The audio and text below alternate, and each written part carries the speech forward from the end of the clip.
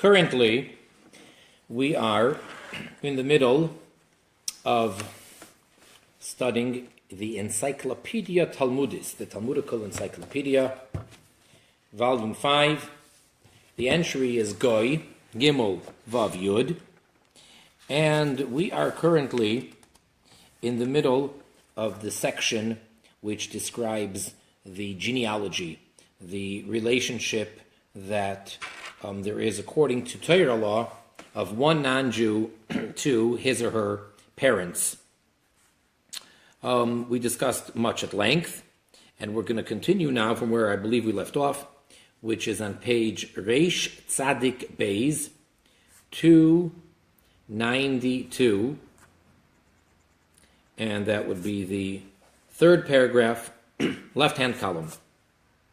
Yesh avohus legoy. Yesh avohus legoy af benegel Yerusha.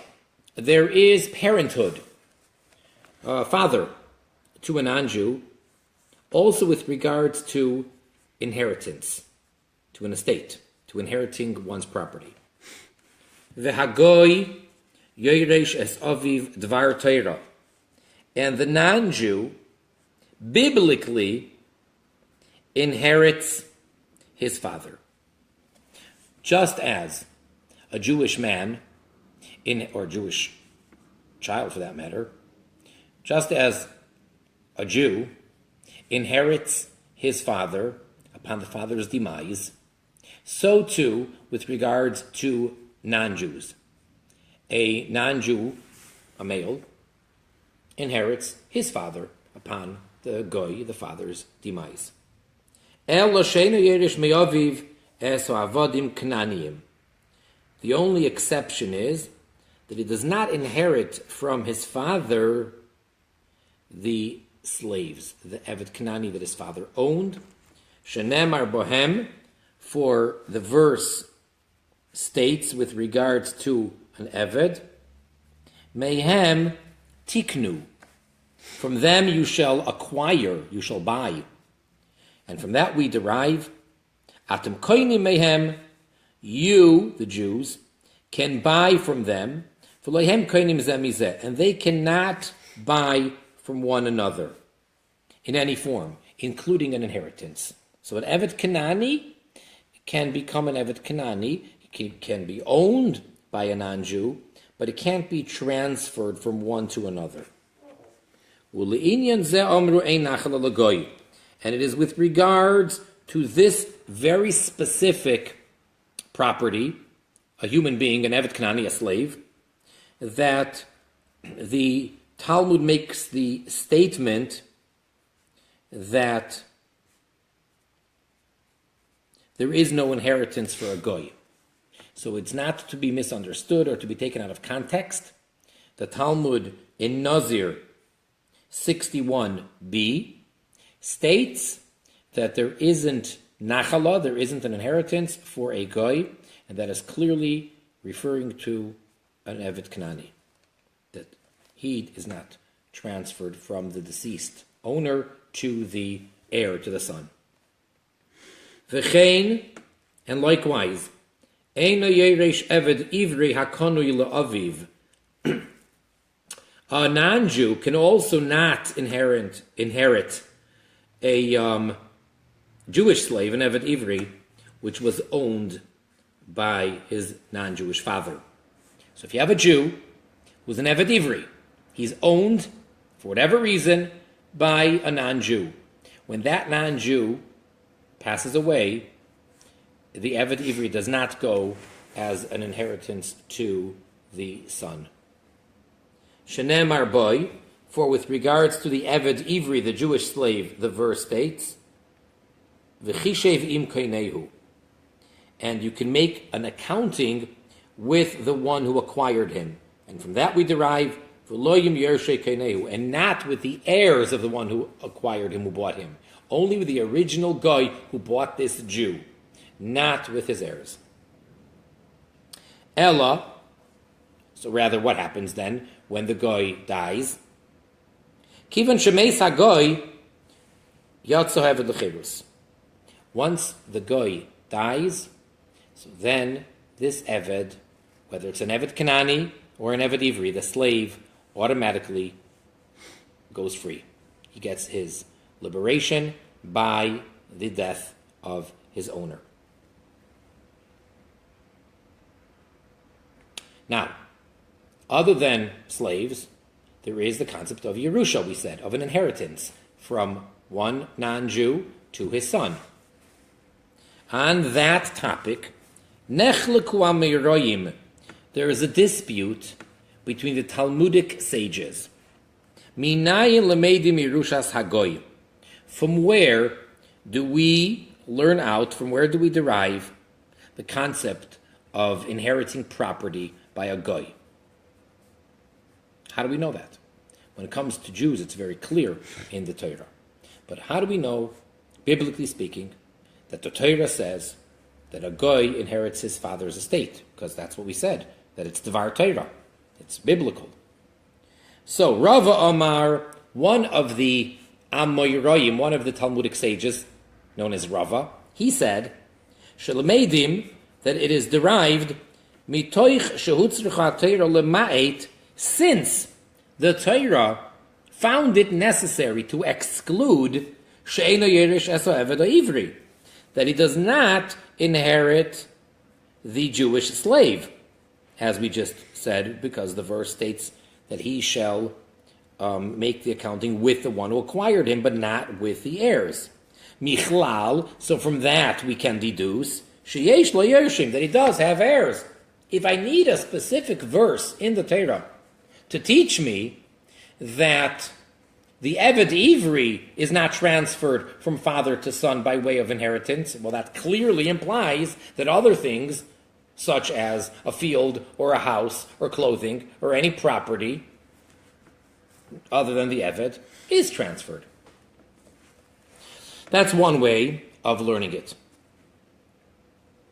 V'Rav Chia bar Avin Amar Rabbi Yechanan, and then another Talmudic sage, Rav Chia bar Avin, states in the name of Rabbi Yechanan, Shelemeidim min hakasuv, that we derive the law of inheritance biblically from the verse, and now we're on the top of page Reish Tzadik Gimel.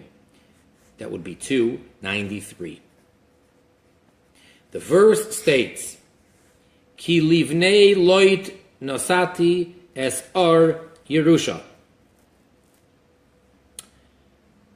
That Hashem says, I have given the city of Ar to the descendants of Lot as an inheritance.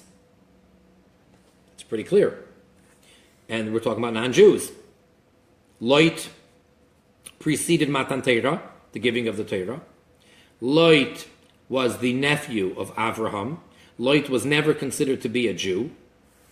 And Lot's descendants are surely not Jewish by birth. They are the nations of Ammon and Moav, respectively.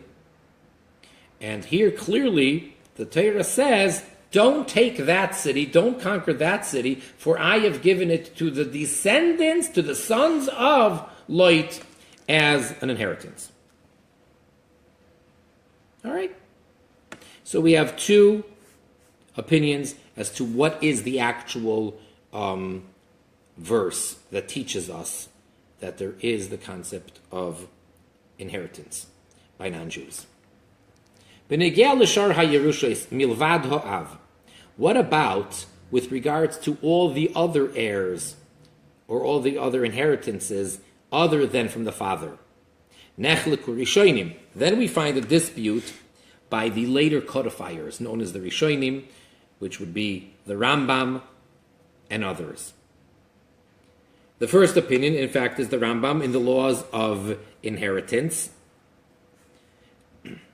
Yeshaimrim, there are those that say, this is the Rambam Maimonides, Sheshar Yerushaseim, that all the other inheritance, all the other relatives, Manichim Oisam Lefi Minhagam, we leave them according to their customs. We don't mix in, and except for a son inheriting his father's property, everything else we follow whatever the non-Jewish custom is. Shaloi matzinu, for we don't find that there should be an order of inheritance other than for the Jewish people. See, for the Jewish people, it's very defined and very clear. A man dies, did he leave any sons? If he didn't leave any sons, then who's the next in kin? And if that is not, so who's next? There's a whole order, and the order would not necessarily follow what one would assume. But there's an order of how the inheritance is to go. And as a matter of fact, there's no such thing as a Jew by birth who's not a ger tzedek, not a convert, that doesn't have someone to inherit his property. Because if he's Jewish, that means by definition he has relatives. The only Jew that could die without any legal, halachic, relatives would be a ger tzedek, a convert, who has no Jewish family. So a person converted, became a ger tzedek, and owned property, and then died. That is the only case where there are no heirs. So by the Jew, it's very exact and precise as to the order of who is next in line. However, we don't find that by non-Jews. Other than a son inheriting his father, after that, we go according to whatever the custom is in the non-Jewish world at the time and in that place. That's one opinion. V'yesh shekasfu, and then there are those that rule, this is the Meiri, shelo yasav bilvad, that it's not only one's father, ella, rather, af es shar meirishav yeresh hagoy midivrei Torah. But all the other people that one can inherit from are also biblical. So according to the Meiri, we do basically follow the same line. And one can inherit a grandparent's property, one can inherit a sibling's property, a child's property, whatever the order would be. But according to the Meiri, biblically, a non-Jew has laws of inheritance not only from his father. Habas, with regards to a daughter, the female. Yereshes keben bagoyim. She inherits just like the son by the goyim. You see, in Jewish law, biblically, the daughter does not have a share in the inheritance if she has any brothers. It's only the boys that inherit the property of their father. However, by the goyim, by the non-Jews, the daughter is an equal heir to the sons. Uvemuvan zeh amru aleim she'einam b'nei nachala. And with regards to this, again we use the term that they are not in the category of inheritance, meaning unlike the Jewish law, that it has to be the male that inherits, by the non-Jews that doesn't apply, and the female is just as equal to the male. Another rule, ein la goy yerushas habechor. In the non-Jewish family, in the non-Jewish world, the goy, the non-Jew, does not have any extra rights or any extra property over his siblings when it comes to being a firstborn. There's no concept of a firstborn getting more. See, in Jewish law, the firstborn gets a double portion.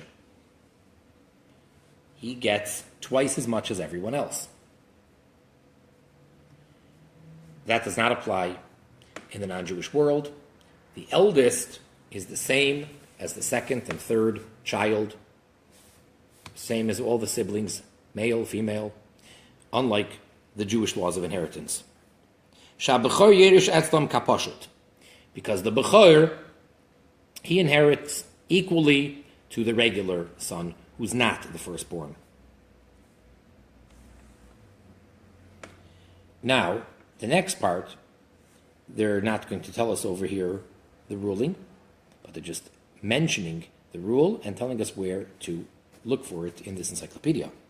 Al Yerushas Geres Aviv Hagoy, with regards to a convert, a non-Jew who became Jewish, so now he's Jewish, he's called a ger. With regards to a ger inheriting his non-Jewish father, the father is a goy, the goyes aviv shniskayer, or for that matter, with regards to a non-Jew, a goy, inheriting his deceased Jewish father who converted his estate.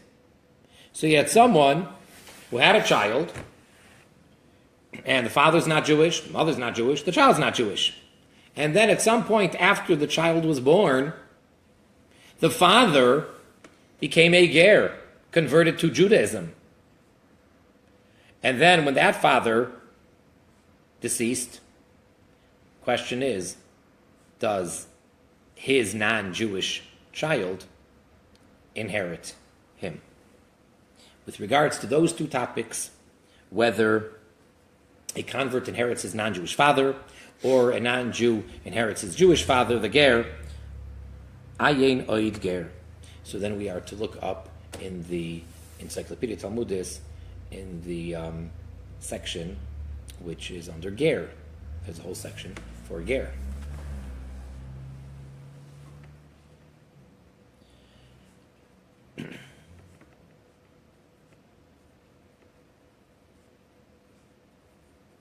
Nemru dine Yerushas Hagoy ze es ze. It has been stated, the laws of inheritance of a non-Jew, one from the other, af alpi, even though, shein lanu litin chukim lahem, that we are not to give them laws. We, the Jewish people, are not to impose rules and laws for the non-Jews. That's this opinion.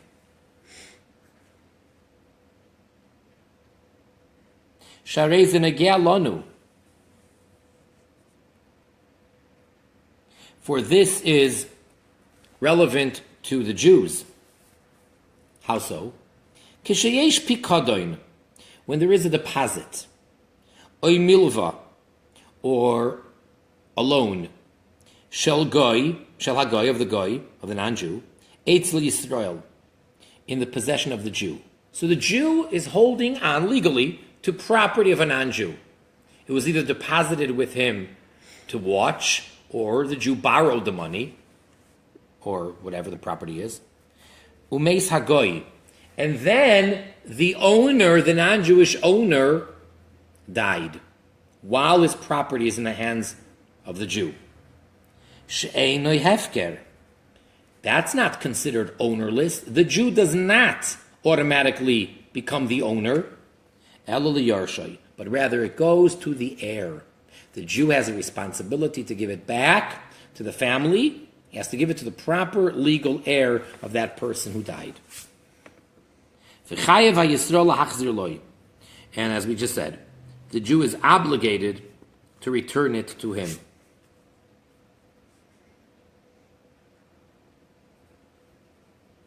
That's normally the rule. So the Jew can't say, well, I lucked out. I borrowed $10,000 from some non-Jew, and then before I paid back, then that person died, so I guess I don't have to pay back. That is incorrect. The Jew has the obligation to repay. Who does he pay back? The heir. V'chein, and likewise, nafkamina, a practical difference would be, shkol hamachzik b'nichsei hagoy shemeis tzarich lahachzir leyershoy. Anyone, any Jew who for whatever reason is holding on to property of a deceased non-Jew, he has to return it to the heir. Shegezel biyadai, because this is considered stolen in the hands of the Jew. V'im ba lefaneinu ladin, and if this case comes before us, the Jewish court, the Beis Din, for ruling, for judgment, the non-Jew, the heir, takes the Jew to Beis Din, So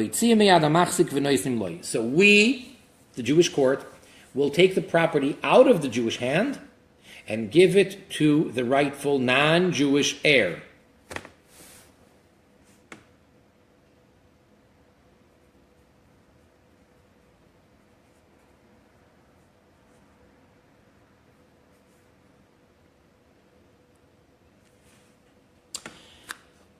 Din zeh, this ruling, this law, shel Yerushas Hagoyas Aviv, of a non-Jew inheriting his father, which that we said is clear and everybody agrees that's biblical. That law that a non-Jew inherits his father's property, Amur is said, af, even, begoy, with regards to a non-Jew, shu'oived avodah zara, that is an idolater.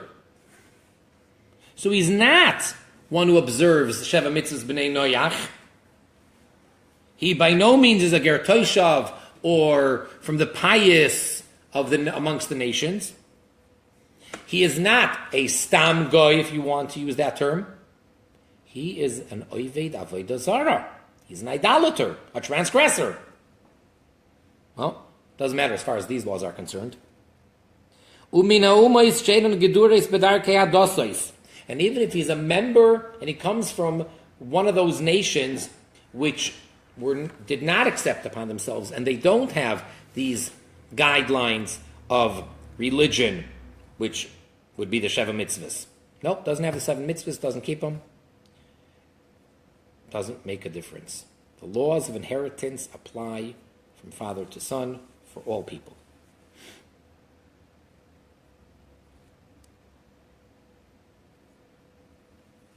All right. Next paragraph. Loi omru, it has not been stated, sheyesh avohus legoy, that there is a concept of parenthood with regards to the non-Jew. Ella, only. Banegeya liyachas v'yerusha. Only with regards to the two things that we've been discussing today and at length in the previous class. And that is two things. Yachas, which would be genealogy, and Yerusha, which would be inheritance. Only with regards to those two topics, those two legal topics, do we say that there is the concept of fatherhood, parenthood, and this is the child, this is the son of so-and-so. Shegil sahat Torah bohem, for in those topics the Torah has revealed sheyesh lohem avohus, that they do indeed have parenthood. Avoloi leinyan arayos, but not so with regards to marital status, with regards to marital relations. There we do not say that there is quote-unquote fatherhood.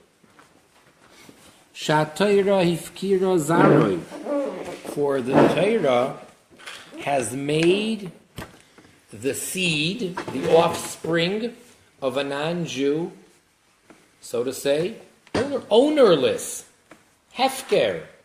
There is no father. Shenemar, and the proof to that is as follows. It's a verse in Yechezkel, Ezekiel 23:20.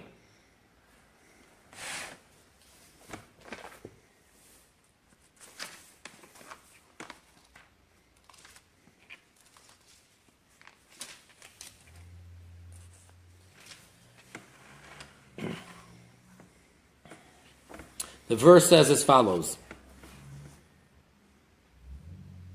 Bisar chamoirim besaram v'zirmas susim zirmosam.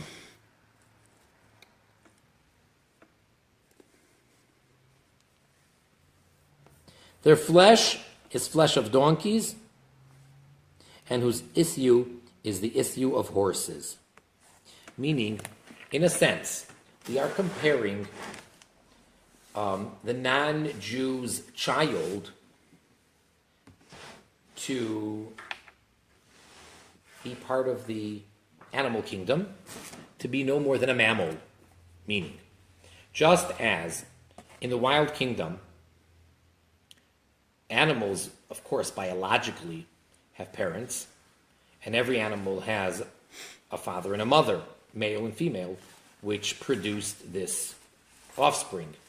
However, it's completely irrelevant as far as any laws are concerned. Well, they don't have any laws because they're animals. So just like, let's say, theoretically, siblings would be allowed to mate and reproduce. You can have a male fox and a female fox, and they're both siblings. They share the same parents. And then they could reproduce more. That's okay. Or as the verse says, chamoirim and susim, donkeys and horses. So you can have a male horse and a female horse, which bore horses. Now these children, or whatever they're called, not children, these offsprings, the baby horses, get older, and the male and the female, their brother and sister, can mate and have another horse. There's nothing wrong with that. That's 100% permissible. We need not try to prevent that. Crossbreeding is wrong. This is not crossbreeding. It's the same type of animal. They happen to be siblings. Similarly, when it comes to arayos, which is one of the Sheva Mitzvahs Bnei Noach, that they have to have proper marital relations, so then fatherhood does not count as a relation. Uli'inyon zeh, and it's with regards to this, Amru Chachamim, that the sages in the Talmud have stated, Ein of Legoy, that a non-Jew doesn't have the concept of fatherhood. Because we just got through saying that there is the concept of Legoy when it comes to inheritance. That's true. See, all of these various statements, they need to be taken in context. So just like we quoted a number of times where it says that there is no inheritance for a goy, ein nachal al goy. We said, well, that's taking it out of context. You have to know when that applies, because in general, that's not a true statement. And when the Talmud makes that statement, it's being very specific about a specific case.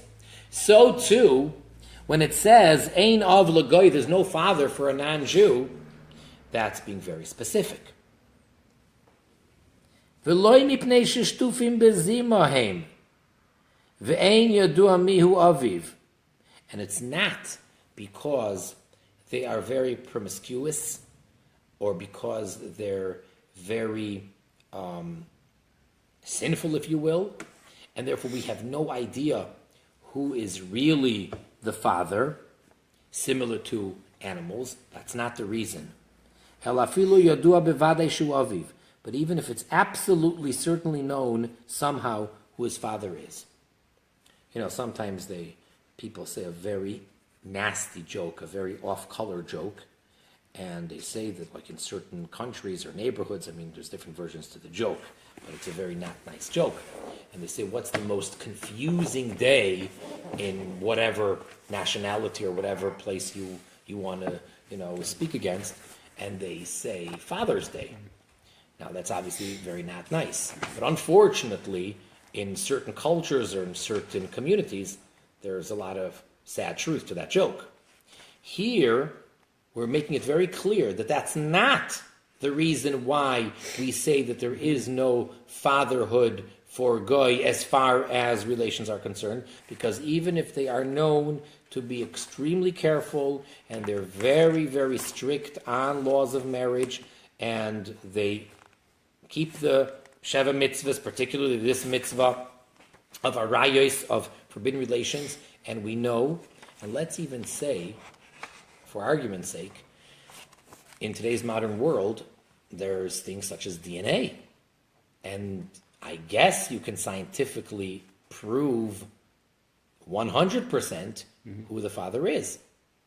Let's say that that's, doable. and let's say that they prove it. So I'm not going to get into the whole discussion because it's possible that, according to Torah law, DNA may not be accepted as proper proof, which is an interesting topic in and of itself. But for argument's sake, let's just say that we know absolutely, beyond any doubt, who the real father of this child is, and there's no question at all. Yet, this rule would still apply that as far as these laws are concerned, there is no fatherhood. He does inherit a person, yes, that he does, because it is his father. So as far as inheritance is concerned, it's his father, he's the son, and he's the heir. But as far as forbidden relations are concerned, which would mean, theoretically, practically speaking, but I doubt that it's actually too practical, theoretically, a non-Jewish woman would be permitted to marry her biological father. As disgusting as that may sound, but if we're saying that there's no of Lagoy, so then it's not a forbidden marriage. There is the list, as we learn in the Talmud and as the Rambam codifies in the Laws of Kings, where he speaks about the Sheva Mitzvahs. He tells us exactly whom the Ben Noyach, the Goy, may and may not marry. Does it sound right that the parent is okay in both ways? A son can marry his mother and a daughter can marry her father? Does that sound right, or only one way? Maybe a son can't marry his mother, but a daughter can marry her father. For B'nai Noach laws, a son can't marry his mom. A son cannot marry his mom, Right. Yeah. Right? Because that's mother, not father, and there is motherhood. I've never heard the other way. Yeah, I've never heard the other way. Can you pass me the Rambam Shoftim, or any? Thanks.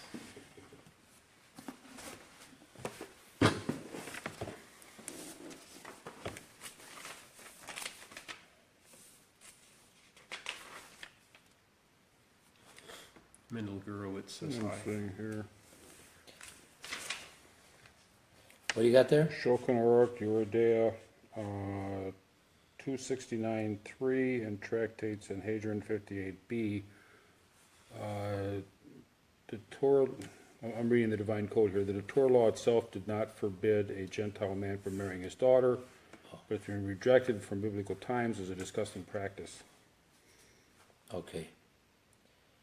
Fine. So it's not done for a different reason, because it's disgusting.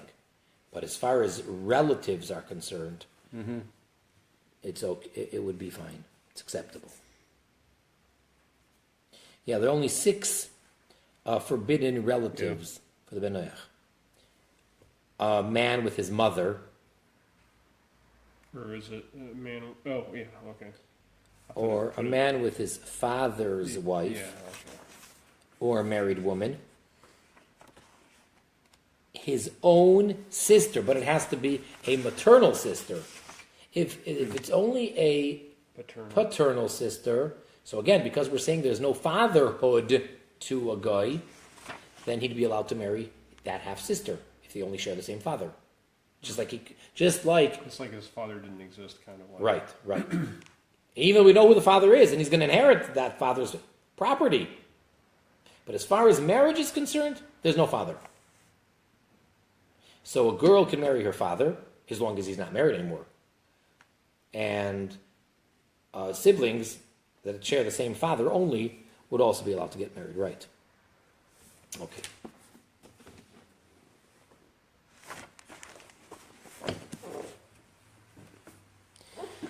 Al zochu yois of goy bivnoi oid ayin of.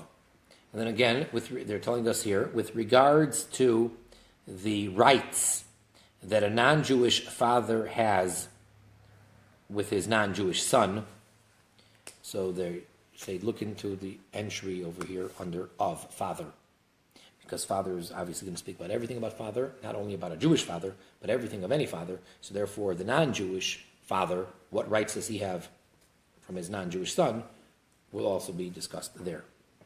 But that brings us now to the next section over here in the topic, in the entry of Goy.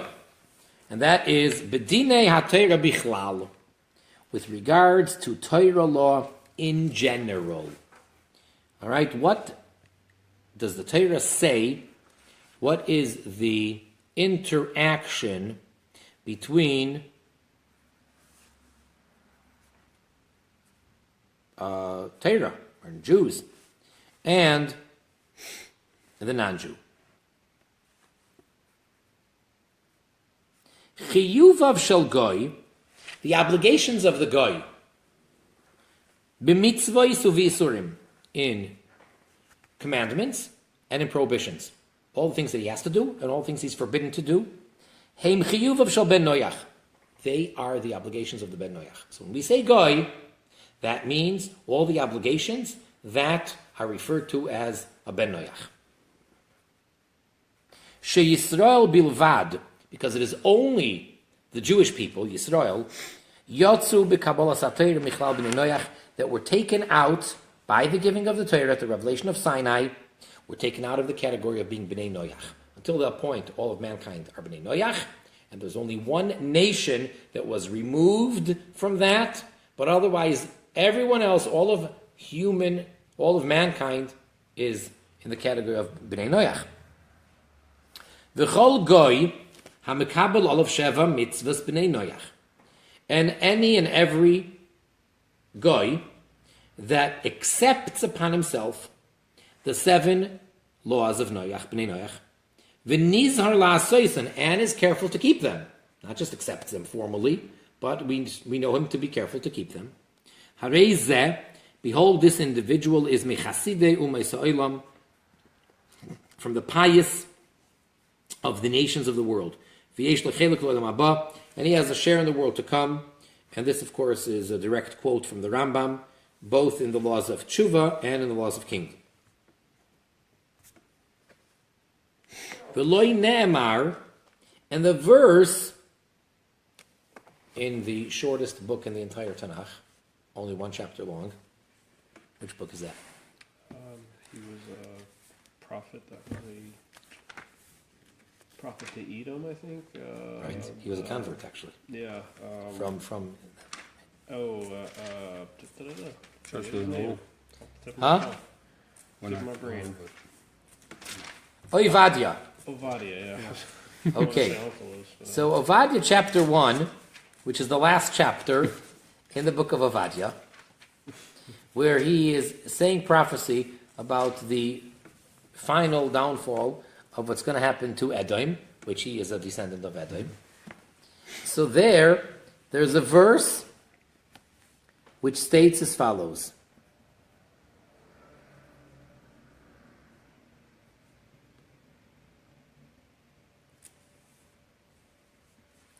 V'lo yiyeh sarid leveis Esav. Translated, there will be no survivor to the house of Esav.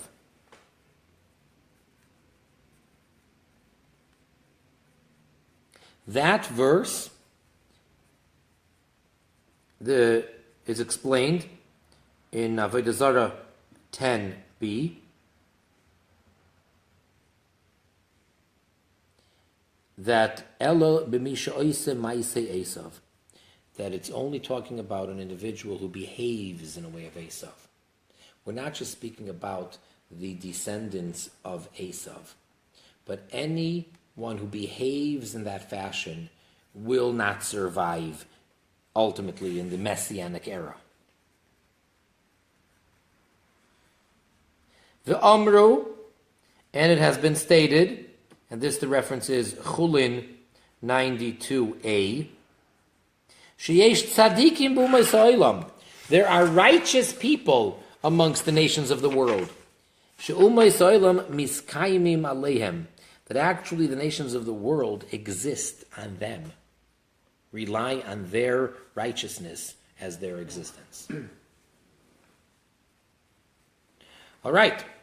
So a goy has obligations, has prohibitions, and they all are the 7 mitzvahs b'nei noyach. Dinim miyuchadim yesh b'Torah. There are special, particular laws in the Torah, v'negel l'goyim, oy b'shel goyim, with regards to non-Jews or that which is associated with or belongs to the non-Jew. Aleph, A. Kishakasva ha-Torah dinim mifurashim v'negel l'goyim. When the Torah explicitly writes laws with regards to non-Jews. Well, then that's explicit and clear. B. Kishakasva Torah dinim, when the Torah writes laws, al Yisrael bilvad, about and referring to, regarding only the Jew, umiyato es hagoy, and it excluded the goy bechad min hamiyutim in one of the ways that we exclude, in one of the forms of deriving things from the text. So if the goy is excluded, so one is a direct law that it says clearly that this applies to the people, and the other one is that it's only for Jews and somehow it excludes the non-Jew. Gimel, C. In a case where the Torah includes the goy in one of the forms of inclusion. So again, to sum it up, we're saying over that there are three ways that the written Torah deals with or gives laws to the goy. One, it's explicit. And one, it's explicitly to the Jew and it excludes the goy.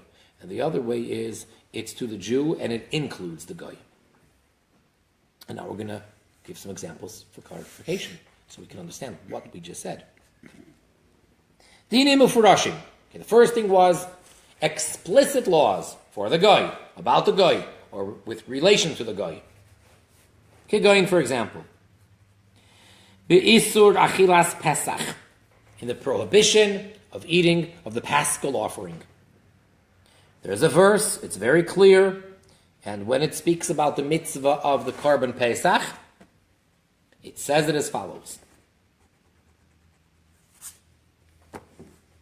Kol ben nechar lo yochal boy. Any foreigner, any outsider, anyone who's not a member of the Jewish nation shall not eat from it. If you recall, at the beginning of this section of Goy, this right at the beginning, so we stated that biblically the most accurate or the most common way that a non-Jew is referred to as a nachari. We brought a few examples of that. So, same thing over here. This verse says, Kol ben nechar, any member of nechar. Ben, which literally means a son of, but it means a member of. Like, ben olam haba, means a member of the world to come. So any ben nechar, meaning a non-Jew, shall not eat from the korban. Behetaribis. Is this an example of the second? No, the first. The first? Where it's explicit. A, where it's explicit. It's speaking about the goy explicitly. First one was explicit. Second one was it's the goy is excluded, and the third one is that the goy is included. Right, because when we're talking about the Passover offering, and then we're told that the goy is excluded. Well, that's explicit though. It's not, you're going to see the examples of things where we mean exclusion. Here, the verse clearly excludes the goy. That's not called implicit. That's not an exclusion. It's an explicit. There's a mitzvah that a Jew has to eat from the Paschal offering. Okay? In that same section where it speaks about that, one of the laws of the requirements, because there's a bunch of restrictions. For example, you can't break a bone. Any of that animal, that sheep, can't break any of its bones when you're eating from the... Okay. So one of the explicit rules there are that no goy, no ben nechar shall eat from it. So that's the first. That's an example of the first category, where it speaks directly about the goy. Beheta ribis, with regards to the allowance of taking interest for a loan. So there too, the verse states very explicitly, La nochri sashich, you shall take interest from the nochri. That's explicit. Third example. Beheter, in the permissibility, tvias choiv, of demanding a debt, migoy, from an anju, achar shnas hashmita, after the sabbatical year. The verse states very clearly, es hanochri tigois, that you shall demand payment from the Nachri, from the non-Jew. Because we know that the Jewish law is that if a Jew lent money to another Jew, and then comes the year of Shemitah, the sabbatical year, it is forbidden for the lender to take back the money. Shemitah came, that's it. The loan is abolished. And when the Torah speaks about that law of the Shemitah of the money, it clearly says that you shall take the money back from the non-Jew. So if a Jew lent money to a non-Jew and then came to the sabbatical year, the Jew does take back payment. Another example. Be'isur minuyav lemelech, in the prohibition of appointing a goy as a king over the Jewish people. And that's also quite explicit, right there in Parshas Shoftim. It says, Lo yisuchal laseis alecha ish nochri. You will not be able to place upon you a man that is a non-Jew. That's right there in the section where it speaks about king, appointing a king, and it says, you will not appoint a non-Jew as your king. And finally, one more example. Be'isur chasnus, in the prohibition of marriage, intermarriage.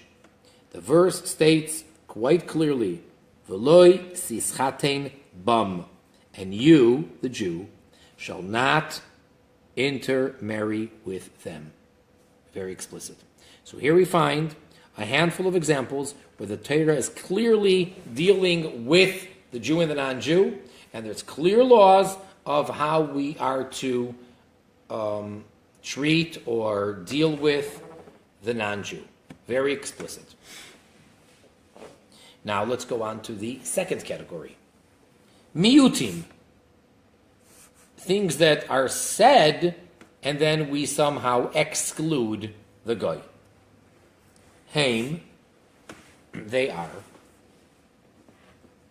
Yisrael.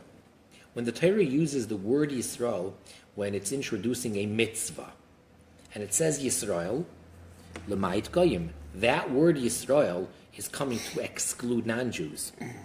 K'moy, for example, Tal b'nei Yisrael v'goymer, speak unto the children of Israel, etc. Well, then that's obviously whatever it's talking about over there only applies to b'nei Yisrael.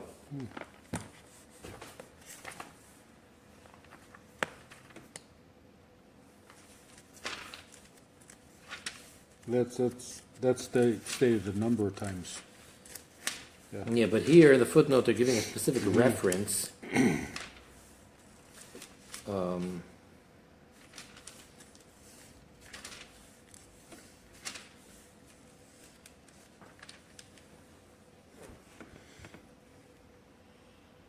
Yeah, it's talking about impurity. Two types of male discharges. One is called Zav, and one is called Balkeri. Those two impurities only apply to Jewish men. A non-Jew, it doesn't apply. None of the restrictions. He doesn't become impure because of that. He cannot become pure after that. Doesn't apply. Why? Because it says, Dabru al b'nei Yisrael. And from this, the Talmud in Nida 34a, from this verse, deduces B'nai Yisrael mitma'im beziva, that it's the Jewish people that can become defiled or impure from this discharge called zav. Ve'ein hagoyim mitma'im beziva, and the non-Jews do not become impure through ziva, through having this discharge. Whatever type of a seminal discharge only applies to the Jew, because introducing that whole section where it speaks about this impurity, so it says, Dabru b'nei Yisrael, speak unto the b'nei Yisrael. So there, it's excluding the non-Jew implicitly.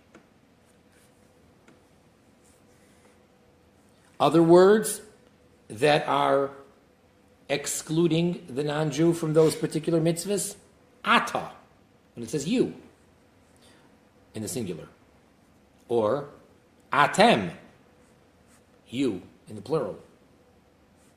Lecha, to you or for you, in the singular. Lachem, to you or for you, in the plural. V'kitzureihem b'seifei tevois. Or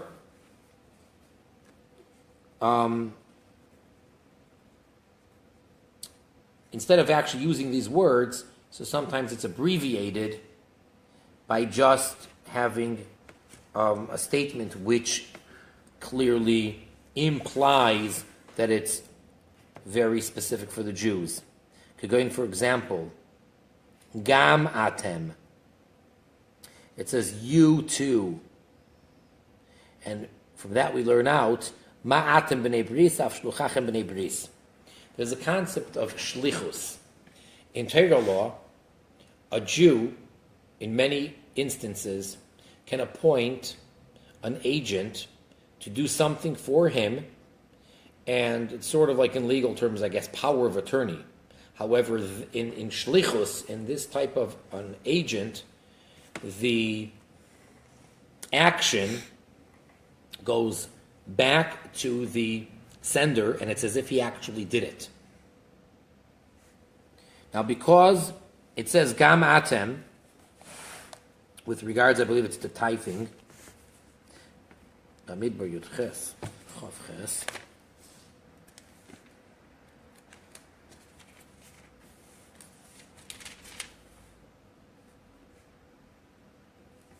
Yeah, this is the tithes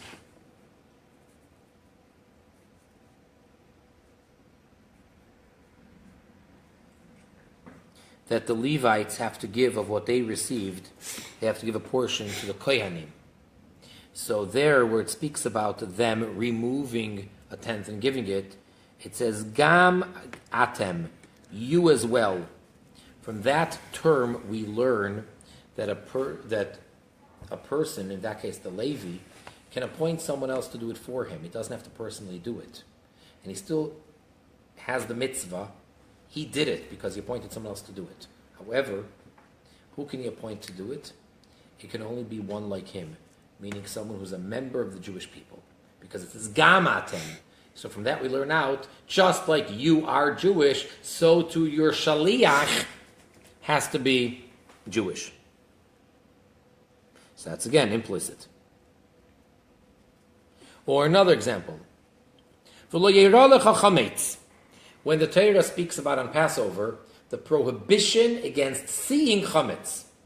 The Jew is not allowed to see what's called chametz, which is that leaven, forbidden mixture of any of the 5 grains, with water that has risen and became bread-like. That is, as we know, a tremendous big no-no for a Jew, not only to eat, but to own or derive benefit from, or to see it. He can't see his own chametz. If he owns chametz, but he won't eat it, he can't see it. So the verse says, it shall not be seen for you. And from that wording, we derive, you can't see your chametz. But you are allowed to see someone else's, the non-Jews. That's permissible. So a Jew on Passover is permitted to walk down the street and to look into a non-kosher bakery in the window and look at all that bread and cakes and cookies, etc. It may not be a wise thing to do, and you may want to stay away and make a safeguard so that you don't come to actually forgetting yourself and so forth. But otherwise, biblically, there's nothing wrong with a Jew seeing a non-Jew's chametz on Pesach. How do we know that? Because of this verse, which says you can't see your chametz. So again, it's implicitly excluding the non-Jew.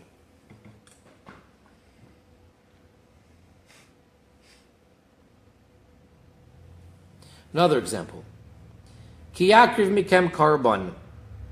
In the beginning of the book of Vayikra of Leviticus, it says, if a person is going to want to bring a sacrifice from amongst you, so since it says from amongst you, Bachem chilakti, I only made this distinction with regards to you, the Jews, loitzias hamumar, and to exclude someone who's a heretic. A Jewish heretic cannot bring a sacrifice. You may not accept it from him.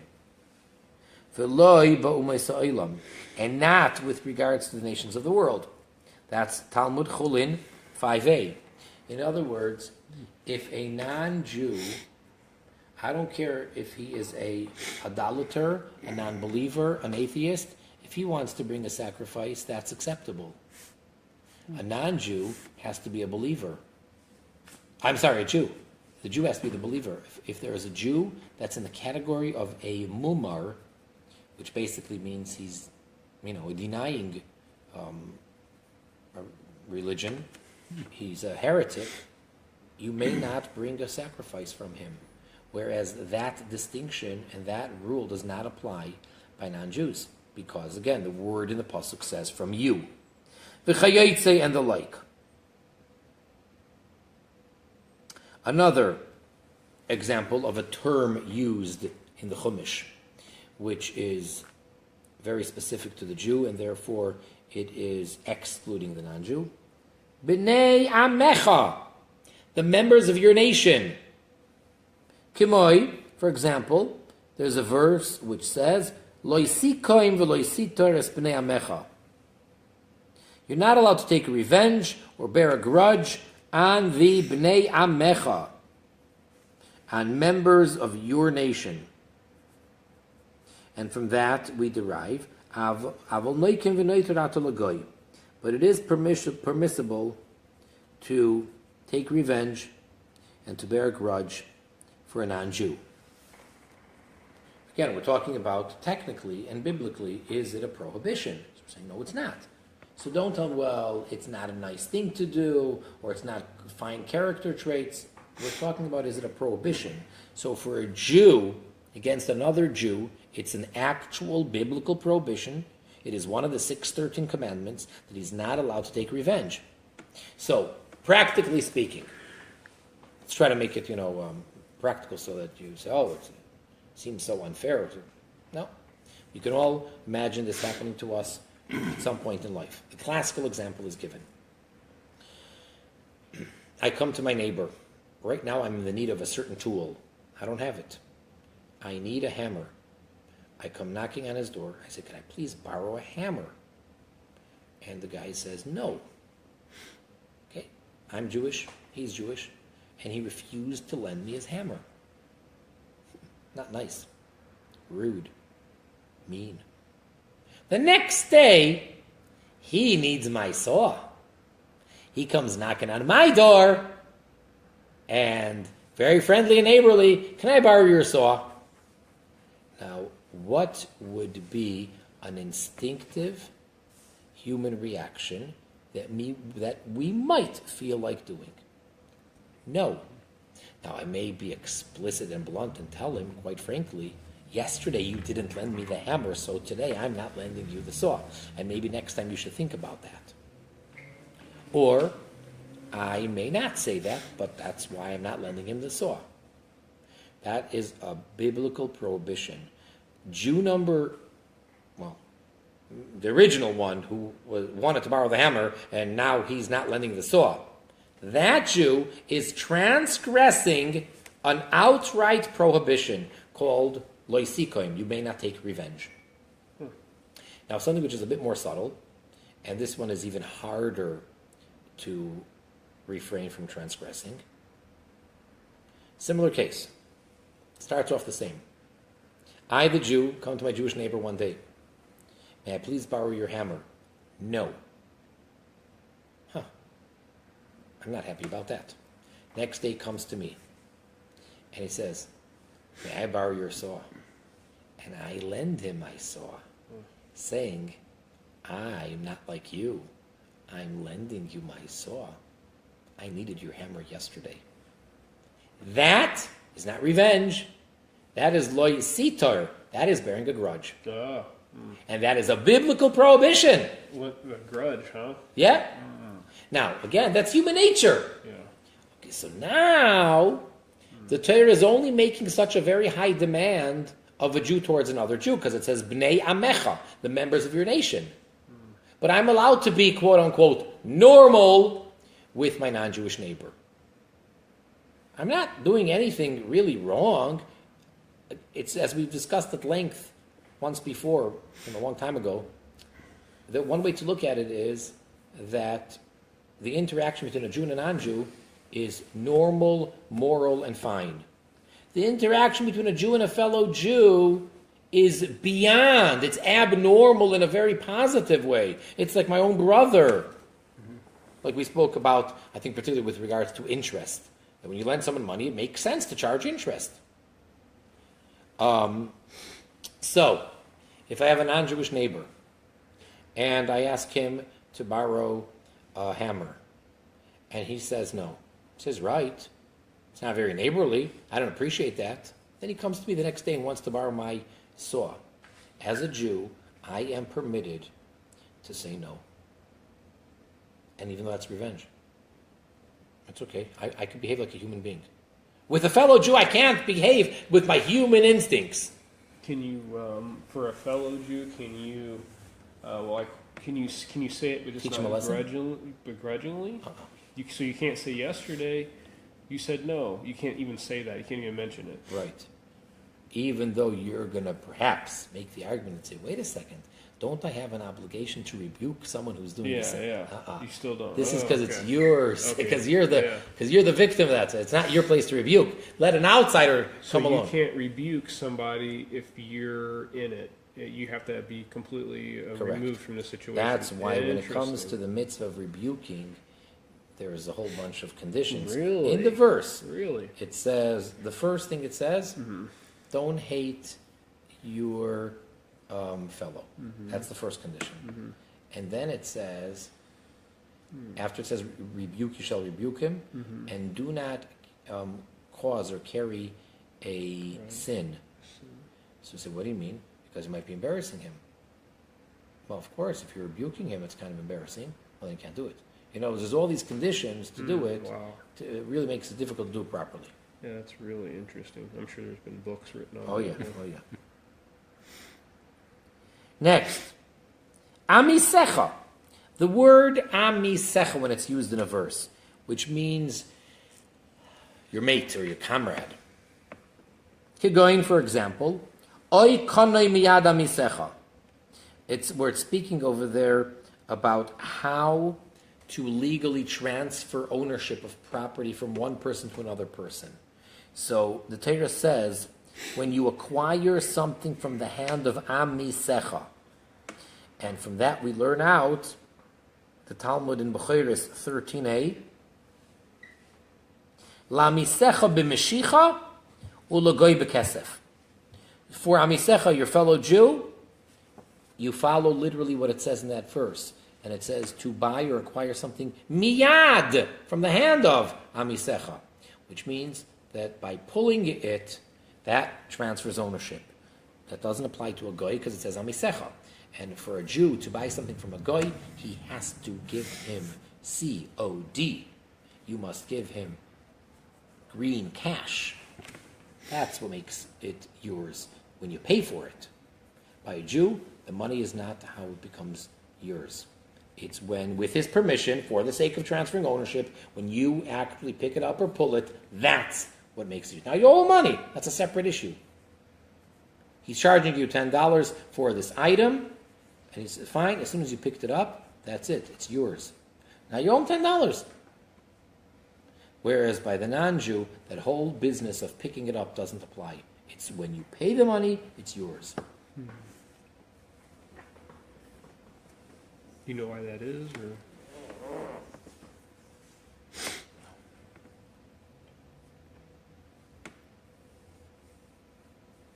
Another term, ezrach. Ezrach means resident. Kegoin, for example, ha-ezrach.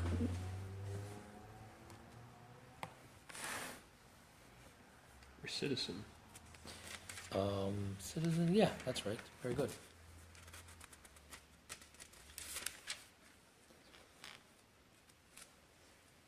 I just know there's a place that says Esrach, a toe shop or something, so I didn't want to get the two confused. Yeah, right.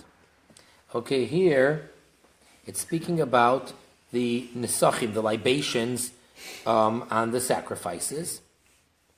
So it says, Bamidbar, chapter 15, verse 13, Kol ha'ezrach yaseh kacha es eileh. Every native, as they translate here, shall do so with them to bring a fire offering. From that we learn out, Ezrach mevi nesachim, vein hagoy mevi nesachim. If you want to donate the wine for the libation of a korban, of a sacrifice, only a Jew can do that. We do not accept libation from a non-Jew.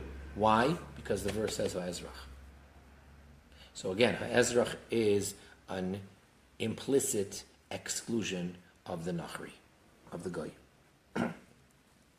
Another key word, achicha, your brother. Kegoin, for example, l'chol aveidas achicha, where the Torah speaks about returning lost articles. It says, for any lost article of your brother, lema'et aveidas goy, to exclude the lost article of a non-Jew in that particular case where that verse is talking about. Another word, re'acha.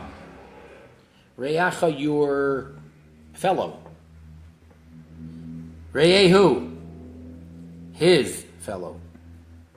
Kegoin, for example, shor re'ehu, the acts of his fellow Jew. So because it says shor re'ehu, the loy shor shel goy, that's excluding the acts of the goy.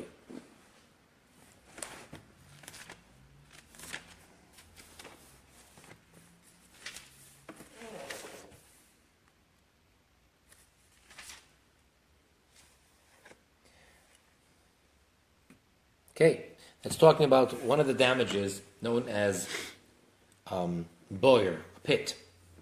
If someone digs a pit in public property, he is liable for damages that causes, right? Can't just go out into the street. Mm-hmm. I mean, city of Chicago, so it's, Nobody would notice. Yeah, I mean, who knows? That's what, we have 2 seasons over here, right? So they're always doing construction. So if some dude just puts on one of those yellow vests and a hard hat, everybody think. Yeah, he could just do what he wants and start digging away. No? They're pretty strict. Who's they? The police? Who knows? The city, yeah. What do you mean? You just go and start digging. You bring one of those. You better have a permit. Who knows, though? Okay. Anyway, just kidding. So if somebody, so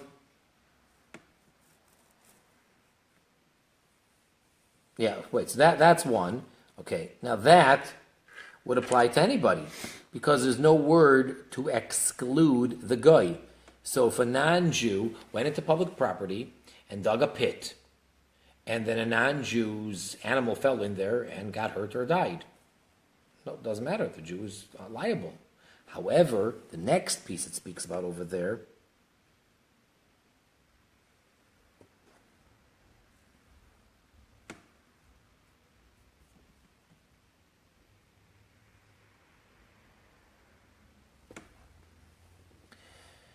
It's talking about if an animal damages property. If a man's ox gores shoir re'ehu, the ox of his fellow, v'meis, and then that ox died, that law of the payment only applies if the damaged ox, the dead ox, belonged to a Jew, because it says shoir re'ehu. But if a Jew's ox went ahead and gored and killed a non-Jew's ox, then the laws of payment are different than the specifics that are coming up in this particular form of payment. And that is how the Gemara in Bava Kama 38a.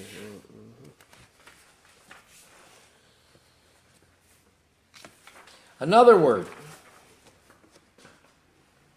This word is actually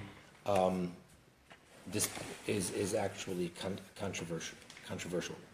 Ba'adam, when it says in the man. Nechliku tanoim, there's a dispute between the Mishnaic rabbis. Imum mimait goy oiloy. Who's that? David. David who? I forget. I think his name. Oh, yeah, David Klein. Are we pausing? I'm pausing this, but the live keeps going. Okay, sorry folks, let me just, want to get him? get the Yeah. door, yeah, but tell him to be quiet because we're on live. Thanks.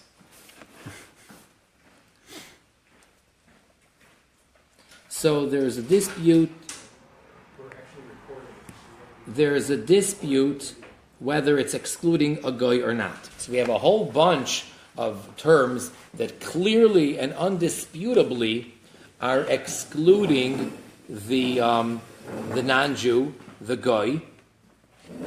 And again, ata, atem, lecha, lachem, gam atem, re'acha, amisecha, bnei amecha, achicha, all those terms undisputably are implicitly excluding the goy.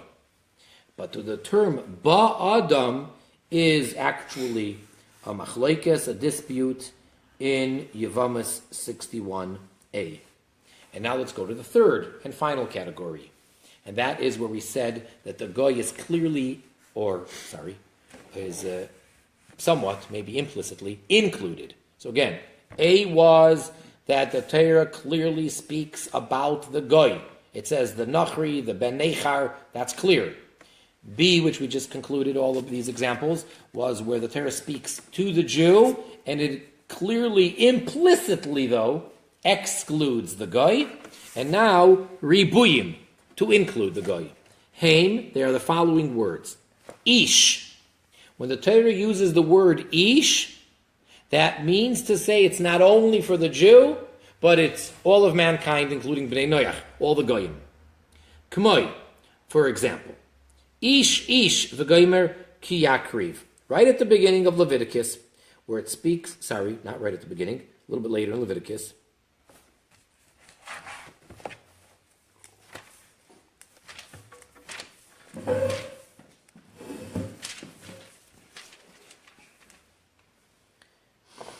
Yeah.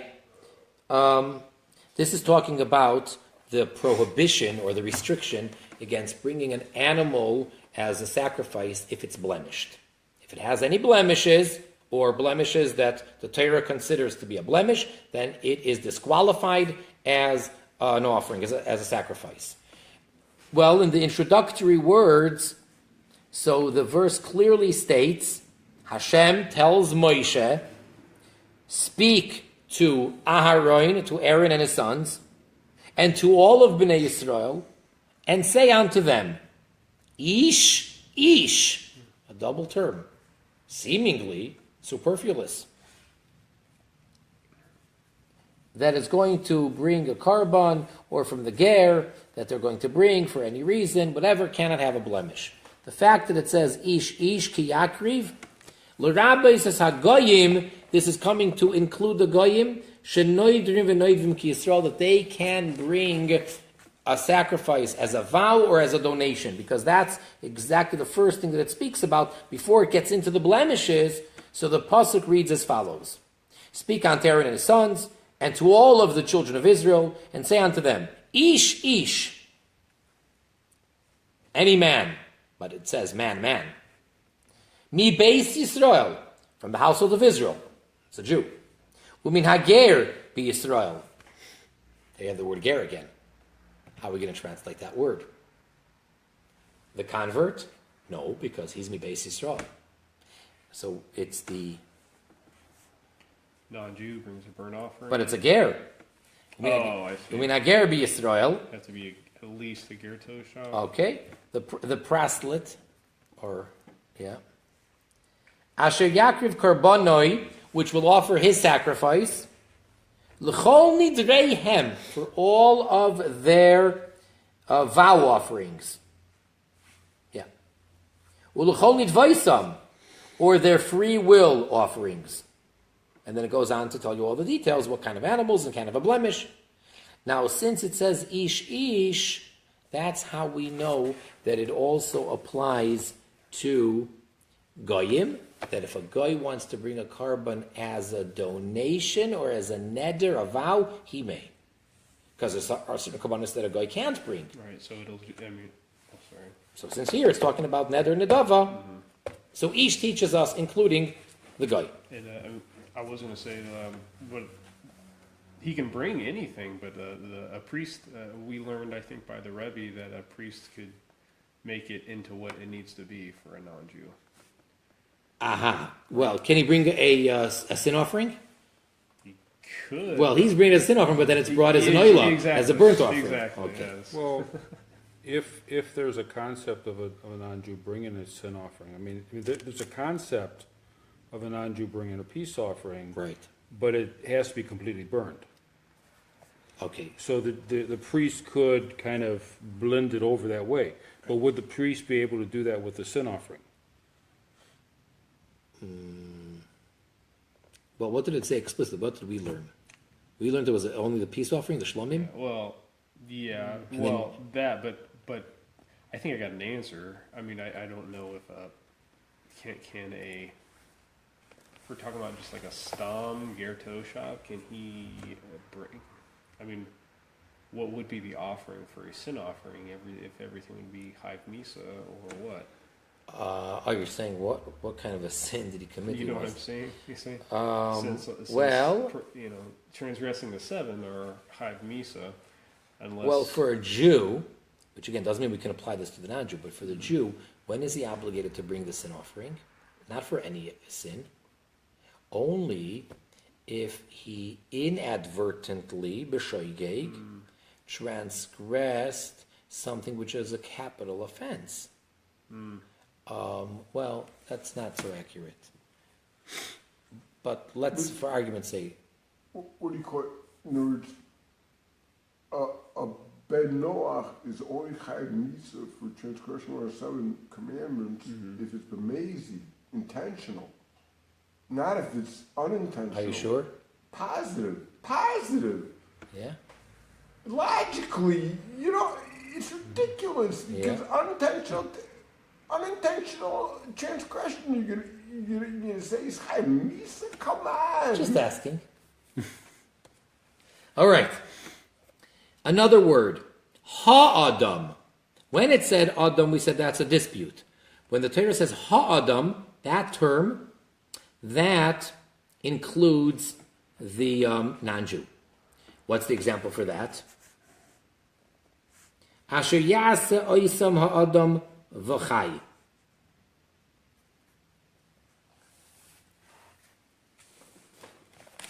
Vayikra Yudches, Leviticus.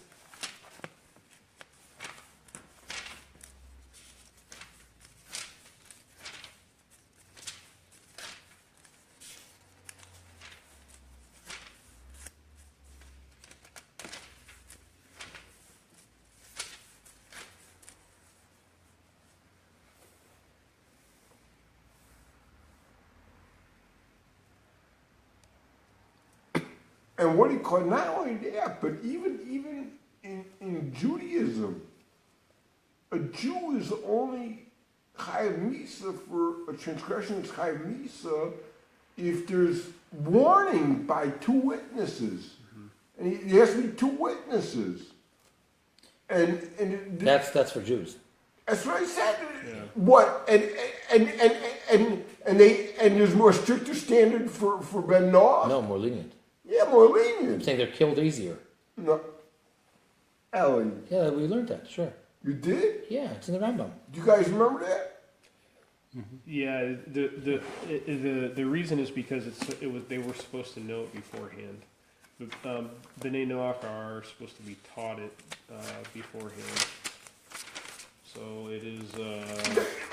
You guys, It's more severe. I mean, it depends what perspective. For a Jewish perspective, it might be more. don't go walk around shaking like a leaf like, oh, come on. Hashem, this not Yiddishkeit, it's not for a Jew or, argue for Ben Noach. There's not. Yiddishkeit's supposed to be the symbol with happiness, with joy, I devotion totally to agree. God. I agree, but at the same time, The Rebbe never talked about a vengeful God. right? God's a loving God. But you don't really come across Stam B'nai Noach either. So I think that's probably why. I don't think that a Ben Noach's got a stricter standard than a Jew. Here, learn chapter 10. Over here. Tomorrow. Okay, learn it tomorrow. Now, this one is actually one which we've discussed at length in the past, and there's a long time ago we did a sicha on it, a talk, an essay from the Rebbe Melech HaMashiach, and that is when it says ha'adam. It says Asher yaseh oisam ha'adam v'chai. That in general, it says keep my statutes and my laws, which the man ha'adam shall do v'chai and live. From that we learn out. Kohanim, Leviim, v'Yisraelim loy ne'emar. The verse does not say the Jewish priests, the Levites, the Israelites. It doesn't say any of that. It says ha'adam. Ela ha'adam. To teach you, shafilu goy she'oisek b'Torah, harehu shafilu. That even, she'afilu. That even a goy that's oisek in Torah, that's involved in Torah study, harehu, behold, he is Like Kohen Gadol. very good. Harehu Kohen Gadol. He is like the high priest. A goy can become like a Kohen Gadol. Why? Because it says ha'adam. That's including. Ha'adam includes. I always forget that. Yeah. Ha'adam includes the goy. The man. Rosh Hashanah taught us that about 35 years ago. All right, now that is in Bava Kama 38a. That's from Bava Kama 38a? Yeah. Really? Interesting. Why? Where do you think it was from? The Kohen Gadol? Yeah.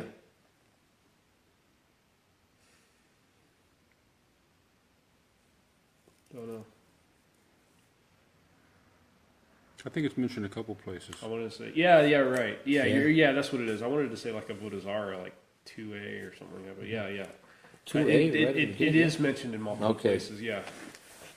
So. Although, Kishenemer Bakasuv, when the verse states, B'nai Adam, when it says the word B'nai Adam, which literally means descendants of, or members of, or the children of man, Hagoyim Bichlal, that includes the Goyim, all of mankind. K'moi, for example, the verse, this is from Tehillim, from Psalms 115, Hashamayim, Shamayim Lashem, the heavens are Hashem's, the haaretz, and the earth, the land, nasan livnei adam, he gave to people. Shalomdu mikan, from here, the sages learnt out from that verse, sheyesh kinyan legoy beretz Yisrael, that there is some form of acquisition for a non-Jew in the land of Israel. What do you mean? What can he do? I thought the land of Israel belongs only to the A Jews. ger tosho. Lachpar bag boirois shichin u'ma'arois, that they can dig these different types of sort of wells, these different types of pits. And I think the purpose is there for the people that are making the pilgrimage so that they can have water. Like irrigation ditches or something? Or just water to be able to drink or give your animals. Lefisha kavana livnei adam harishain, because the meaning of this verse is to the descendants of the original man known as Adam Harishain, Adam. So it all depends on how the word is being used. So ha-adam includes all of mankind. And even though you can find a verse such as this one, where it says B'nai Adam, and it's not Ha-Adam, and it's clearly referring to all people as well. So Ha-Adam is referring to the man that was created or formed in... Well, Ha-Adam means all of mankind. And Adam means the Jew. Even though we just showed you a verse where it says B'nai Adam, and it's referring to all of mankind. Yeah. I'm trying to figure out why. Like, is Adam like a supernal man type thing? Yeah. That was okay. Yeah. So like a Oh, proto. you're getting into highfalutin stuff there. Supernal. I'm trying to. Now, another term, another word that we didn't touch upon. Bedinim, in laws, shenemru batalmud, that are mentioned in the Talmud, bilashoin chaveiroi, where the term chaveiroi, his friend, is used. Kegoin, for example, oimer adam lachaveiroi, a person can say to his friend, talking about B'Shabbos, hanire, does it appear to you, shetamoid imi lo erev, that you will be able to meet me in the evening, meaning after Shabbos. V'kayetze, and the like. See, on Shabbos, one of the things that is forbidden is different forms of preparation for the Jew to make on Shabbos for after Shabbos. But merely speaking is technically permitted. So can a Jew say to Chaveiroi, do you think we'll be able to meet after Shabbos? So what does Chaveiroi mean there? Nechlik Rishonim, it's actually a dispute amongst the earlier codifiers. Yesh Oimrim, there are those that say, and this is referring to the Tosfos commentary, Chaveiroi koidel games hagoy, that Chaveiroi includes the goy, meaning a Jew would be forbidden to say to a non-Jew, after Shabbos, can you meet me at this and this place so that we can make a business deal or what have you?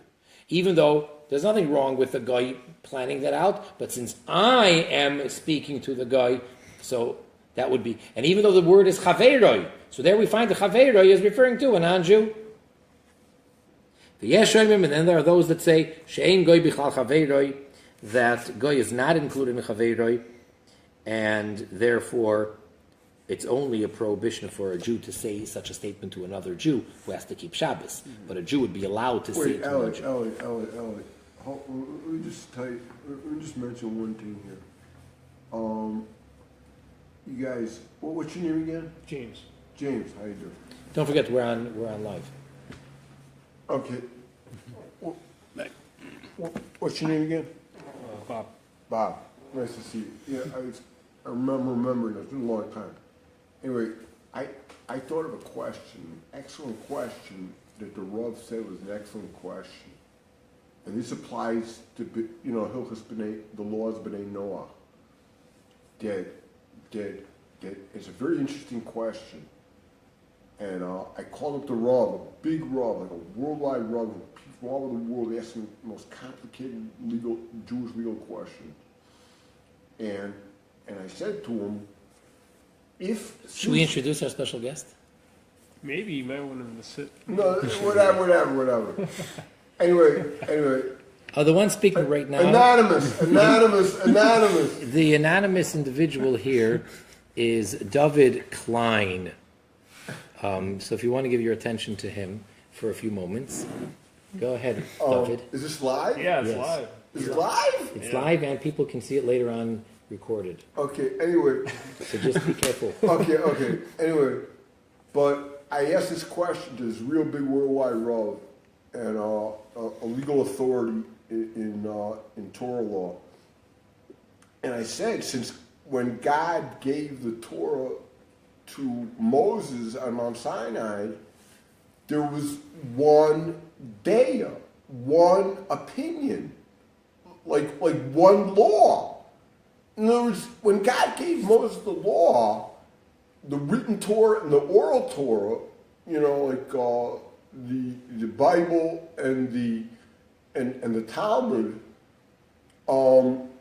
and all the other commentaries and other parts of Torah came, eventually later. But so God didn't give him a smorgasbord, like a whole bunch of opinions. Here, you sort it out. He gave him one law. So I said to the Rav, since when God gave Moses, the law, there was one way. So I said, how from that, from generation to generation, when teacher to student passed on the oral Torah and the written Torah, how did there arise 2 or 3 or 4 different opinions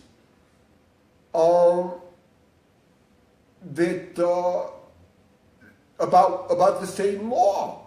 There arose disagreements, and could be even opposite opinions. And at first the Rav said it's an excellent question, and then the Rav said that it would take a good amount of time to go into the lengthy explanation to answer it. So I haven't gotten an answer yet, but the Rav, the legal authority, did say that it was an excellent question, and that's all I wanted to say. So that is a good question. And how does that apply to Bnei Noach? No. So how does it apply to Bnei Noach? Because, for example, you just cited an example. That's the Rambam, Mission Torah. What? That book there. This? Yeah. Encyclopedia Talmudit. Okay. So the thing is that you just cited a law where there was a disagreement, different opinions about the same law. So that's what brought to my mind this question I asked this Rav. The Rambam explains it in tremendous length and detail in his introduction to his commentary on the Mishnah. One more time, say it again. The Rambam, Yeah. in his introduction to his commentary on the Mishnah, Uh-huh. has an extremely lengthy explanation explaining the answer to your question. Uh-huh. Yeah, that's what this Rav said. He said it's a lengthy explanation. Okay. All right. I think that we're going to end our class for today, at this point.